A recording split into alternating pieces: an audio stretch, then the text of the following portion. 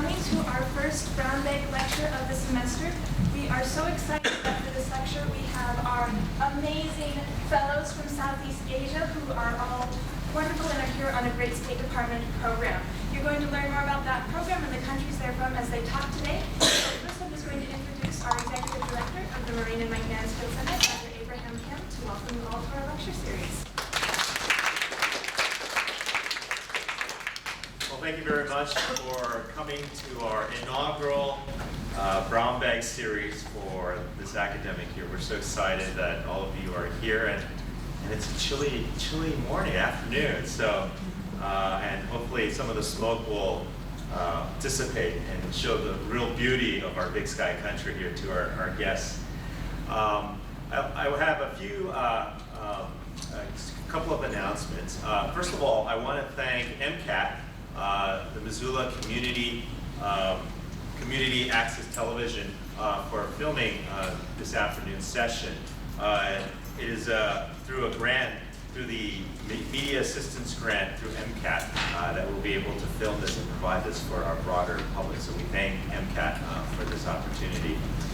And also, we want to thank all of you. I know many of you have been involved with not only our brown bags of the past years, but also supporting our fellows here from Southeast Asia, as well as other parts of the world as they come here to not only learn about the United States, but beautiful Montana and the University of Montana. So thanks to all of you for your participation.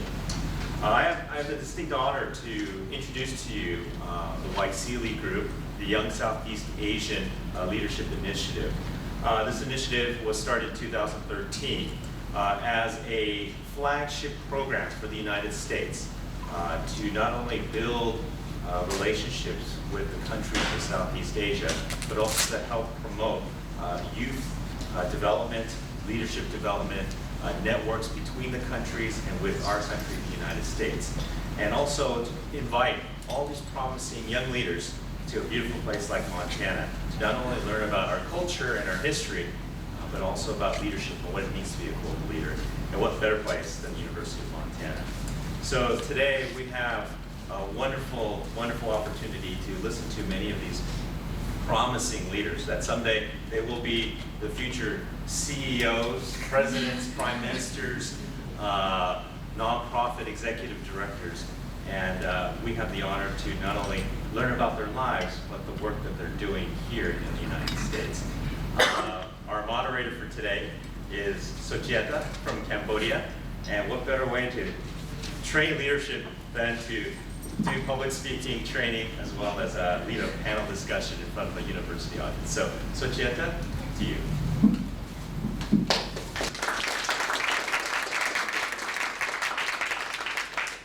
Good morning again, Professor, guests, and our fellows. So today is like, I will be the moderator. I would like to introduce myself again. My name is Sochieta from Cambodia, also part of Waisili Academic Fellowship for 2017. So I would start by introducing our panel. First, Mr. Kothai from Myanmar. Second, Mr. Muhaji from Indonesia. Ms. Sadarat from Thailand. Mr. Donyat from Vietnam.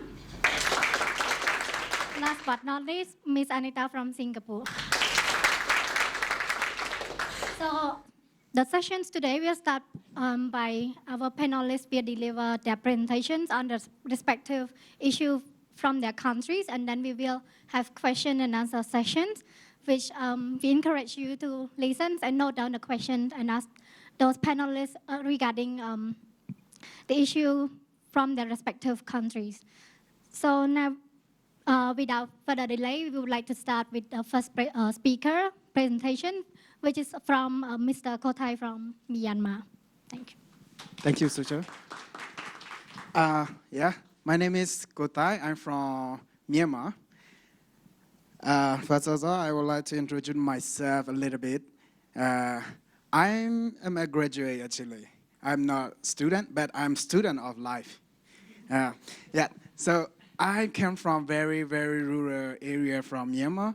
and also there's a lot of problems is going on. Yeah, so here is Myanmar, the map of Myanmar. I came from here. So, like the border with, my place is a little near the border with Thailand.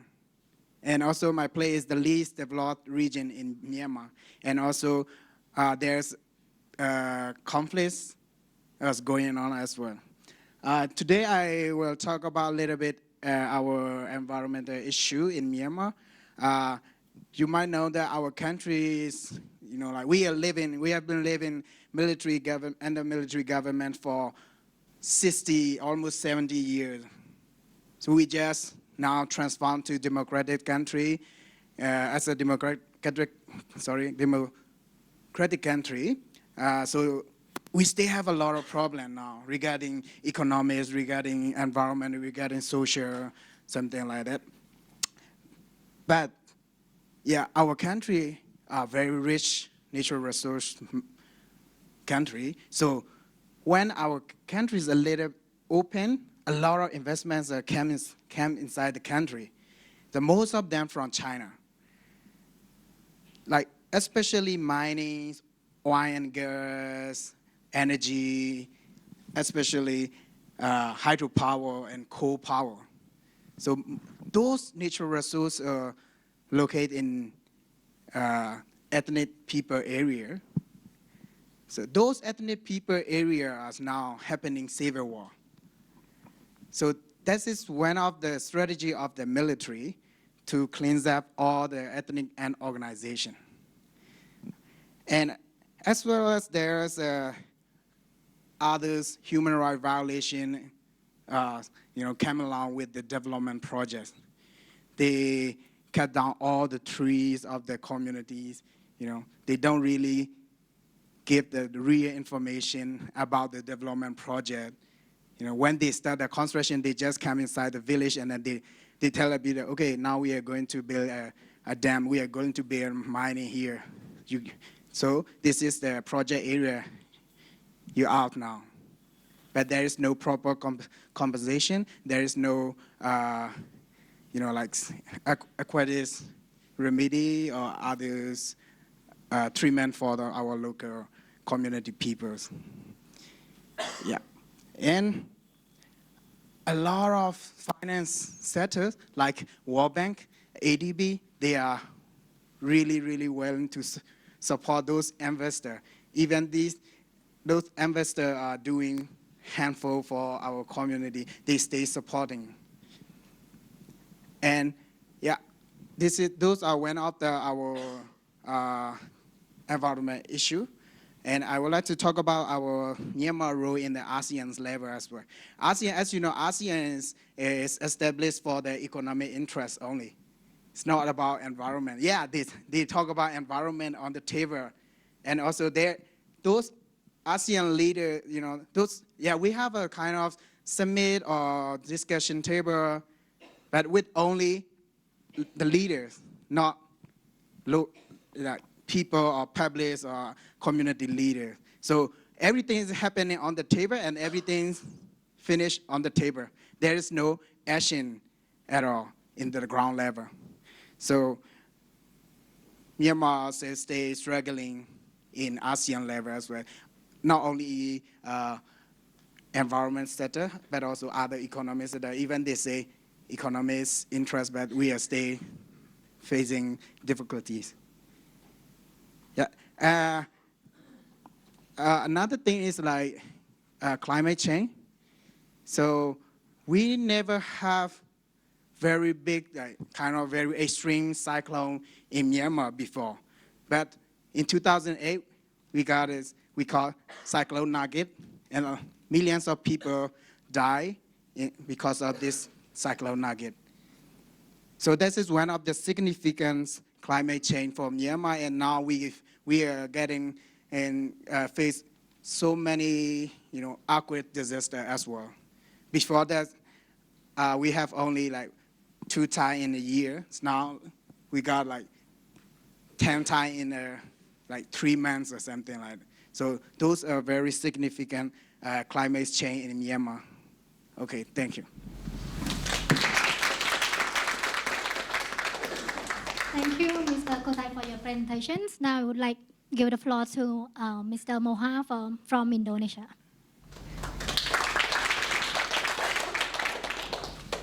Good afternoon, everyone. Let me introduce myself first. My name is Muhajir, but you can call me Muha. And I would like to ask a question first. What do you think about Indonesia? When I said Indonesia, what do you think about Indonesia? Island? Okay. Tsunami, yes. What else? Biodiversity? Yeah. Islam. Yeah, Islam. Yes. For some people, when I said Indonesia, the thing that come to their mind is natural disaster usually, because maybe everyone can see in television, in radios, in newspaper, when there is about Indonesian, always about the natural disaster. And this is the picture of my country, Indonesia, and I live in Aceh. It is at the northern end of Sumatra Island,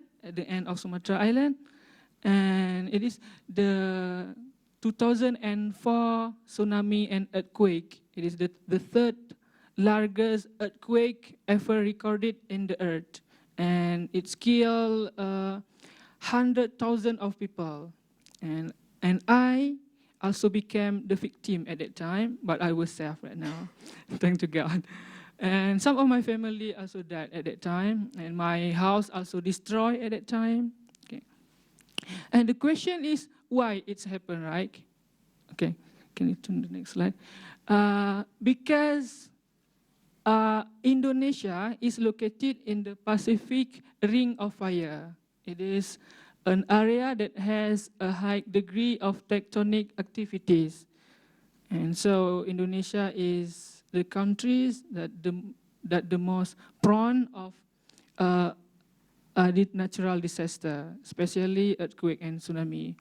And 70% earthquake happen in the earth, happen in the Pacific Ring of Fire. This is the red one, Pacific. This is Indonesia actually, and I live at the end of Sumatra Island.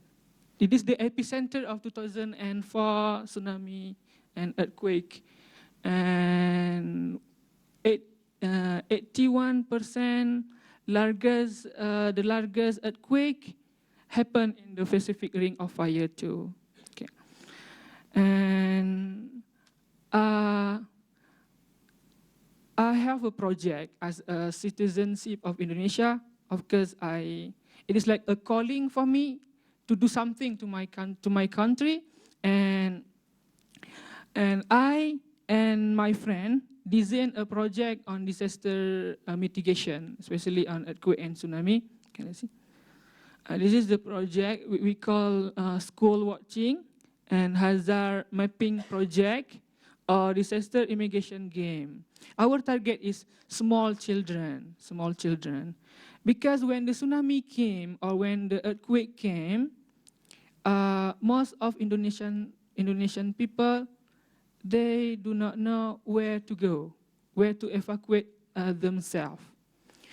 Me too. I don't know too. When the earthquake came or when the tsunami came, I don't know where to go. Where to go, right? So is the problem in my country. So I think about it. So I create a project called school watching. So my primary target is small children. I'm thinking that when the school time, when the small children are in the school, they're far away from their parents, so they are very afraid, right, when the tsunami came. So we go to the school and we educate the children about our main purpose is to create a hazard map of the school.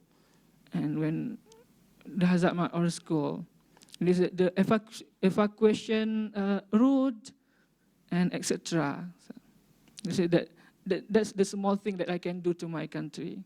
Okay, thank you very much.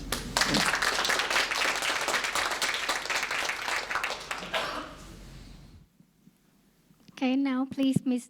Sudarat. Good afternoon, everybody. My name is Sudarat Ratana. I come from Thailand.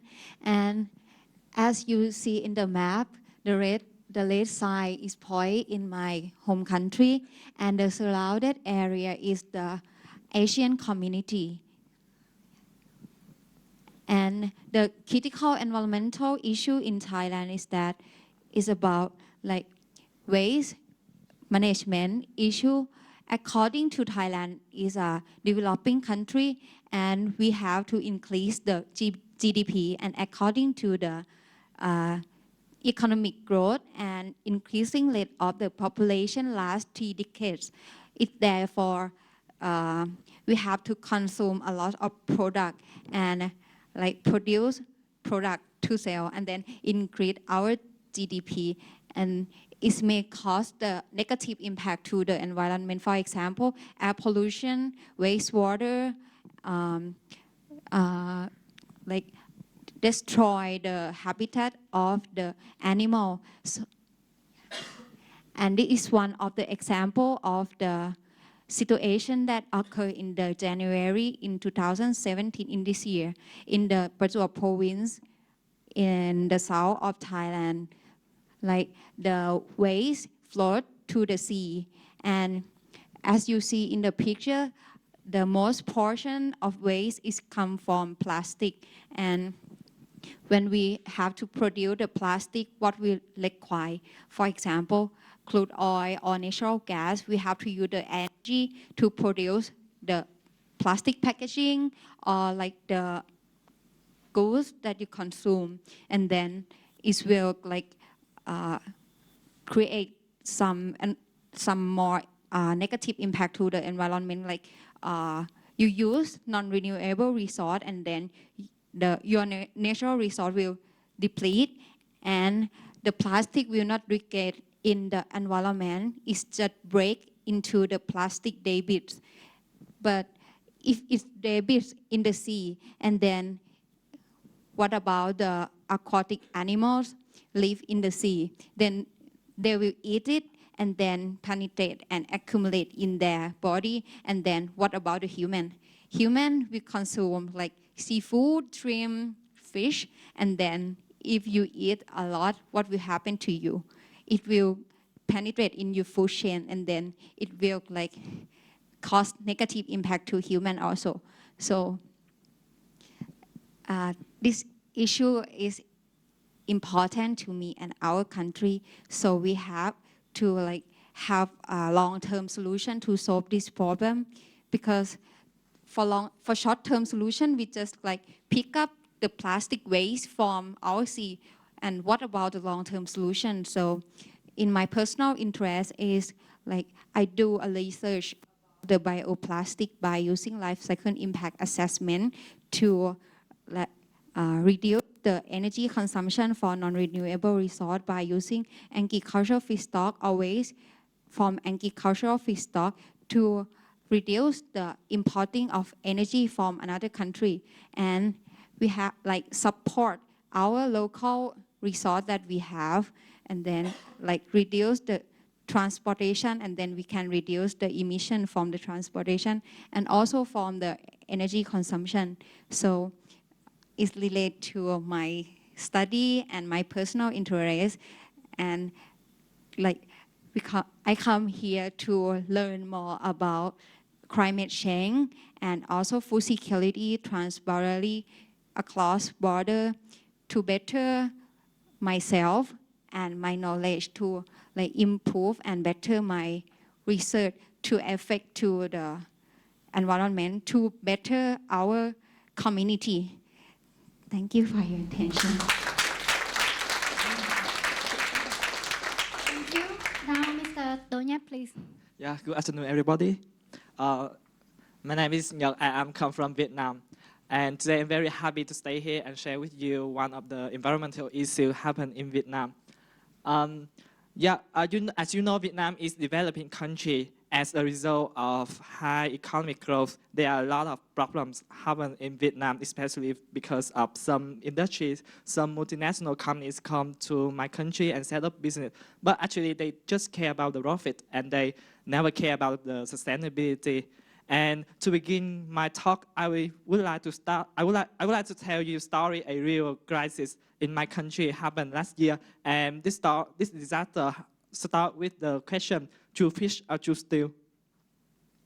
In April 2016, during the central of Vietnam, there is a big marine disaster happened in Vietnam, and we found out that more than 100 tons dead fish.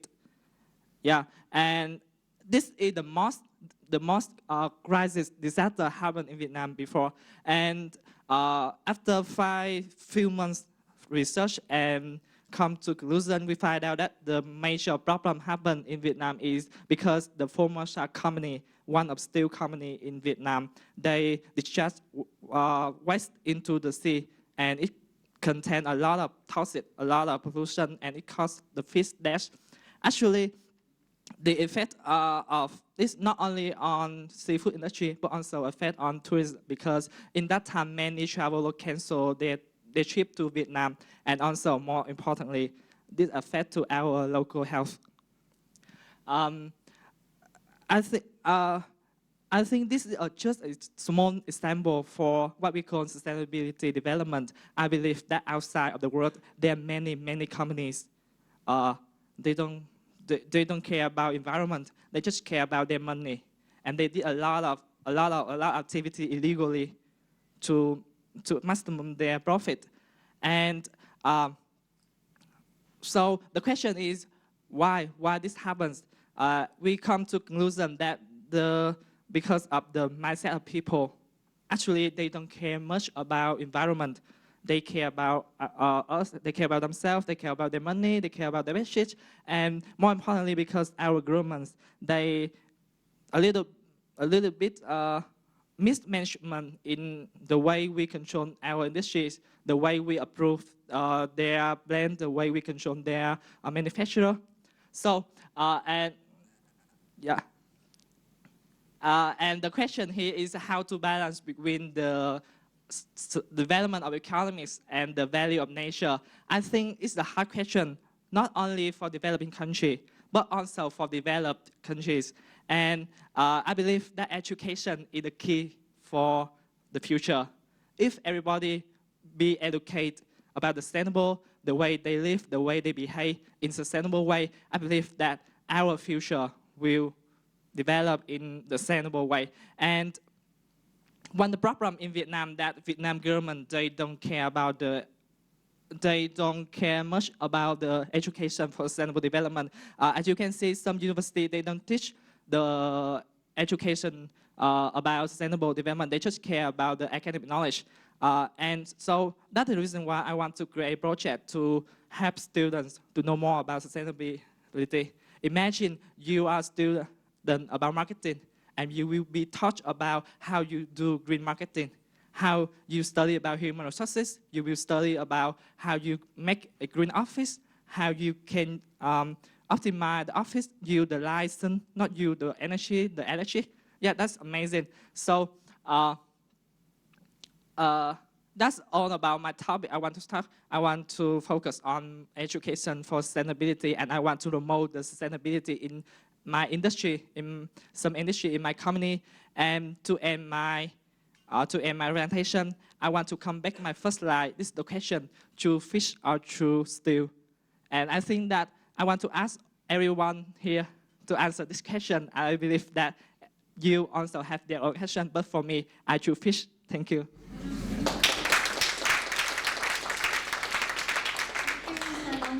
Now our last speaker, Ms. Anita.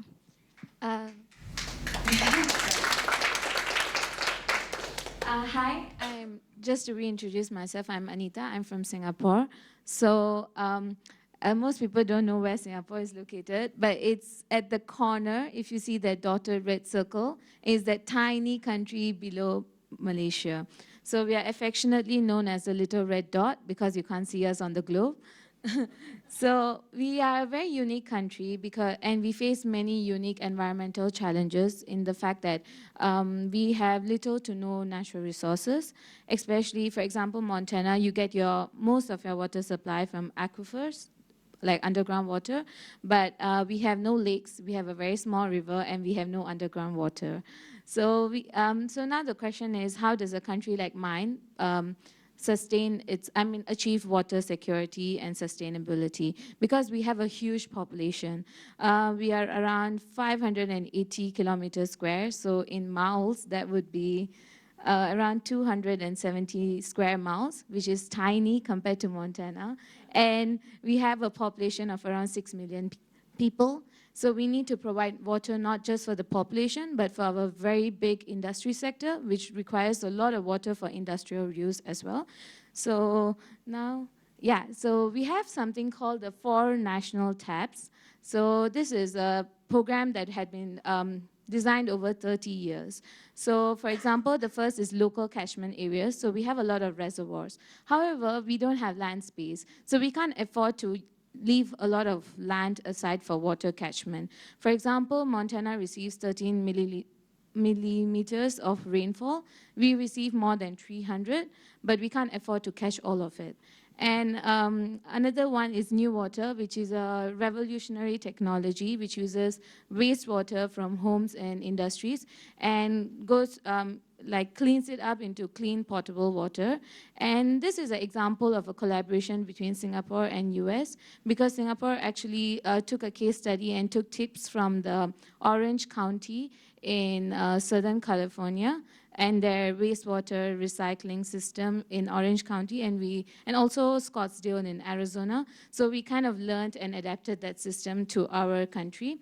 So this is pretty effective. However, it has a bit of a stigma attached to it because it's using discharge from homes and industries and cleaning it up. So some people are not very happy using it. And the third one would be imported water. So since we are such a small country, we import a lot of more than 30% of our, actually around 40% of our water from our neighboring countries, mainly Malaysia and Indonesia. So for example, we have several water agreements with Malaysia that started in 1960s that says that we can pump out 250 million gallons of water every single day from the river that separates Singapore and Malaysia. And in return, we pay them for it, of course, and in return, we give them back, we clean their water, we treat their water, make it into high quality clean water, and give them back around 15 to 16 million gallons per day. However, the problem arises is depending on another country. So now we are vulnerable to politics, and also we have been threatened a few times that our water supply would be cut off. So of course it's very important to have water security within a country itself. So the last one would be desalinated water. We have 2 huge desalination plants that take in seawater and treat them. However, the question now is that new water and desalinated water our water demand is expected to double in the next 50 years. So by 2060, our imported water contracts end. So we are going to rely on our new water and desalination plants. However, these are energy intensive as well. So our government has a saying that we are thirsty for water but hungry for power as well. So we can't really dedicate so much power. So now the question is, what are the different challenges that we are facing? So we have an increasing demand and urbanization because Singapore it's a developed country with a lot of needs, and also climate change. Because we rely on other countries for our water supply, the other countries are being affected by climate change. For example, the reservoirs are drying up, and also increasing energy costs. And there's a huge problem of complacency among the Singaporean population, which is very common among developed countries, where you open the tap and then you get a clean supply of water. So you don't think much about the hardships other countries go through to get their water. So when you have this kind of complacency, it just leads to a lot of wasteful habits without even realizing it. So yeah, and because water is such a strategic resource, many countries, most countries have a lot of key policies surrounding it, and it affects almost all environmental issues. So this is one topic that I'm really very interested in, and I want to develop more by this program. Yeah, thank you. Thank you, our speakers, for the informative presentations. So now it's time for question and answer sessions. But before that, I also want to ask our speakers one question as well. So since they come from different countries of ASEAN, and this year is the 50th anniversary of ASEAN, and now we are in the territory of United States, I would like to ask a question relating to the collaborations between ASEAN and United States. So from your perspective, in what way do you think that United States can engage with ASEAN in environmental cooperation? Thank you. Mr. Kotai, would you like to start?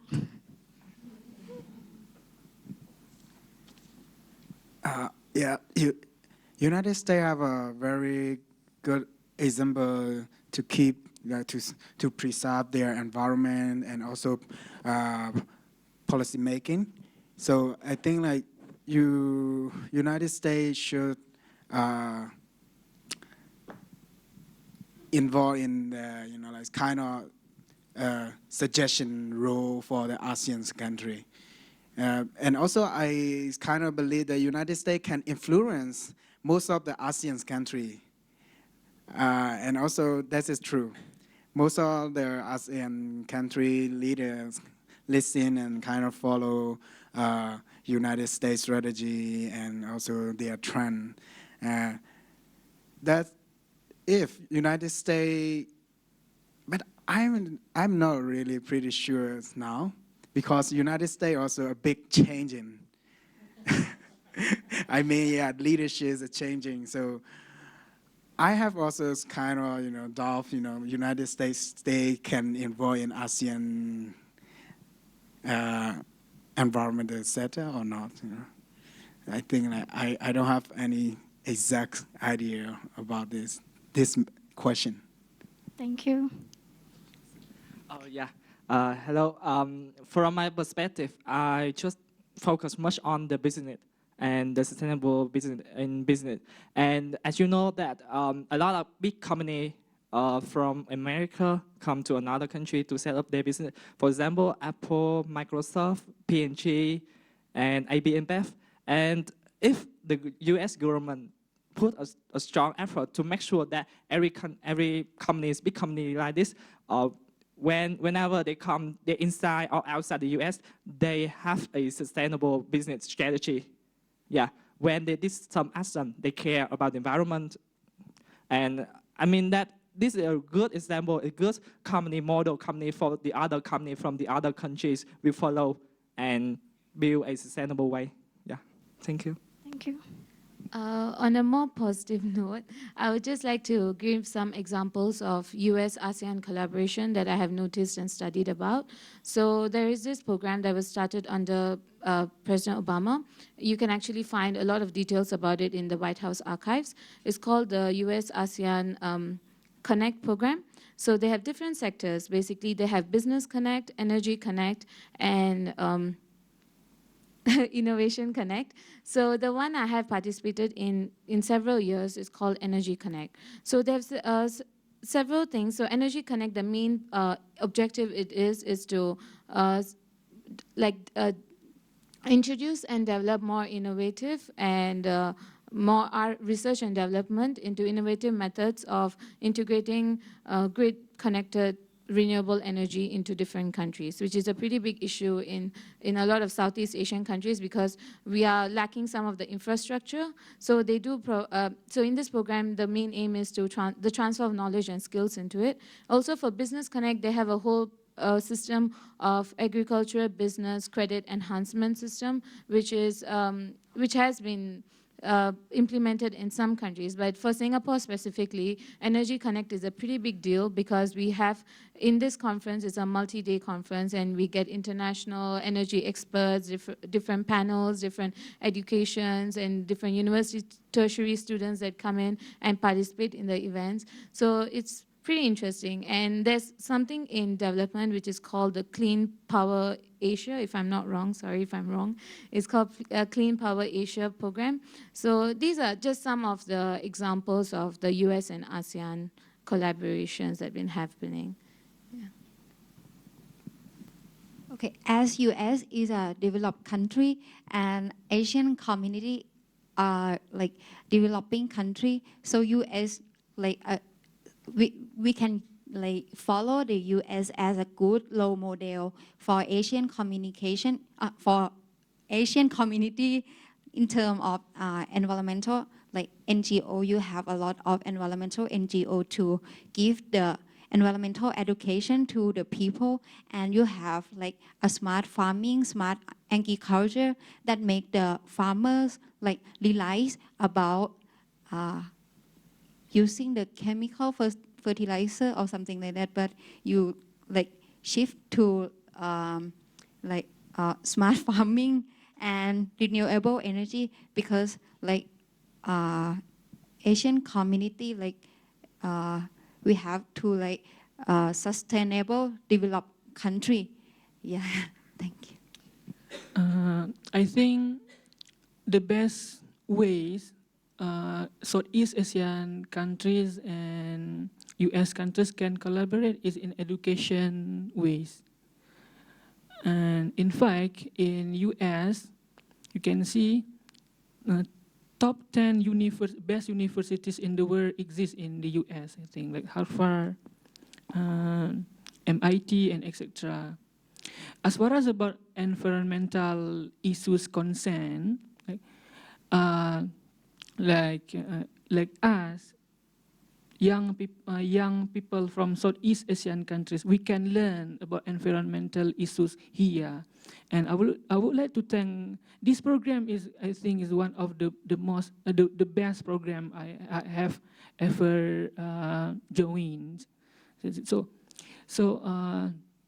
we can learn to this country, like we can adopt waste management system here, because this is the cleanest countries I have ever seen. Because in Indonesia, we can see the trash everywhere, so we can adapt. And when I went to Helena a couple of days ago, we went to the governor office, and the floor, one of the floor in governor office is not flat anymore. And Dr. Lan says that it's because of earthquake. So actually, I want to learn about natural disaster here, and I think I have an opportunity to learn in New Orleans, because New Orleans is one of the cities that prone to natural disaster too. Right? So in education way, people to people relationship. So we would like to thank for this program very much. Thank you. Yeah. So now, if you have questions, just raise your hand. I'm going to pass the microphone.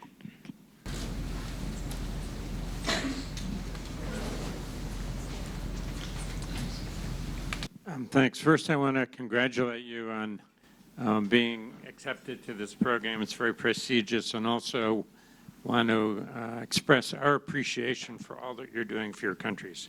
I know it gives us all a greater sense of hope. As you know, in the United States, there's a disconnect between public attitudes about climate change and our leaderships. And so I wondered, for any of you who want to respond, can you mention briefly about, either through polling or your own personal experience, how you think the public in your country perceives climate change? And secondly, do you think that the leadership of your respective countries identify climate change as very serious and therefore are trying to do something? Thank you. Thank you. So, speaker, would you like to answer the questions? Yeah, Thanks, Terry, for the question. So, for my country specifically, Singapore, as I mentioned before, we don't have much natural resources, but the government is very concerned about it. But in my opinion, I feel like they value economic development more than climate change. Especially among the population and the government, there is this thought that it's not going to be at our doorstep. It's going to affect other countries first. But the thing is, we are so dependent on other countries, it's going to affect us sooner or later. And one difference that I've noticed between US and my own country, Singapore, and maybe other Southeast Asian countries as well, is that the local population is so much more involved in the efforts to mitigate this problem. For example, in Singapore, like climate change is, we don't have like climate change deniers or what. We have everyone who believes the science in it, but they believe it's not their problem, that they don't have to do something to reduce it. It's seen as the government's problem or something that the NGO is supposed to deal with. Like, what can I do? Fine, I'll turn off my tap like 2 minutes earlier or something. But so there is a spirit of volunteerism that is lacking, which is so strong in Missoula in particular. I can't talk for the rest of US, but it's really very delightful to see how many NGOs there are, how involved the local community is. Like, we've gone on a lot of site visit to places like Peace Farm, the food bank, and most of them are run by donations and volunteers, and that is something that is really missing in my country, I believe. Yeah. Thank you. Yeah, first of all, I would like to thank you, sir, for your question. About my country in Vietnam, I think that our country also care about climate change and the problems. But as you know, Vietnam is a developing country and it has a lot of problems like food security and some problem related to that. So in my opinion, the government just care about this, and actually they don't consider it as a priority. And actually they just have some commitment about the climate change, but I haven't seen any actions. Yeah. Thank you very much.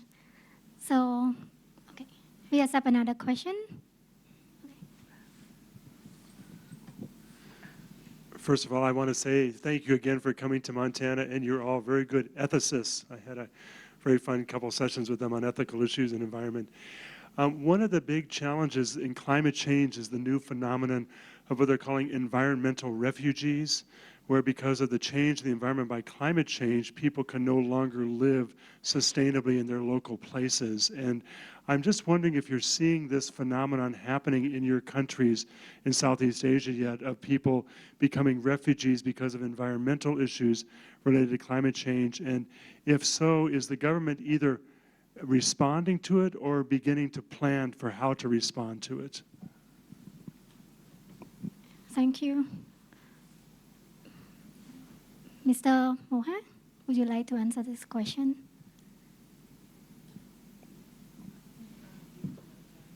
Okay.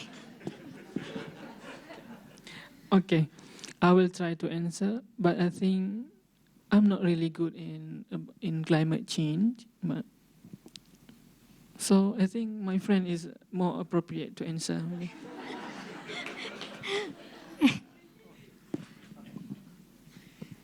Yeah, in 2008, we got that very extreme cyclone Nugget. So millions of people died. And after that, the people who live in this area, they don't want to go back in that region because they're scared, they're afraid to get another one. But they have no choice. We don't have any place, I mean, like, our government didn't provide any specific place for them. So there's no choice. They have to go back. That's coastal area, and they have to rebuild their life again, because those people didn't get a proper support from the government. Even some at the time, our neighboring country and and others, big giants institute like UN, they want to support, like they want to give kind of food and clothing, but our country's leaders block, the gate. They cannot come inside our country at the time. So, yeah, it's what happened in 2008 in Myanmar, but I don't see any others around the refugees problem again badly. But recently, like in 2015, we got a kind of flood disaster as well. We face this problem currently in Myanmar regarding the climate change. Actually, it's not 100% climate change, but also a man-made disaster as well, because we got a lot of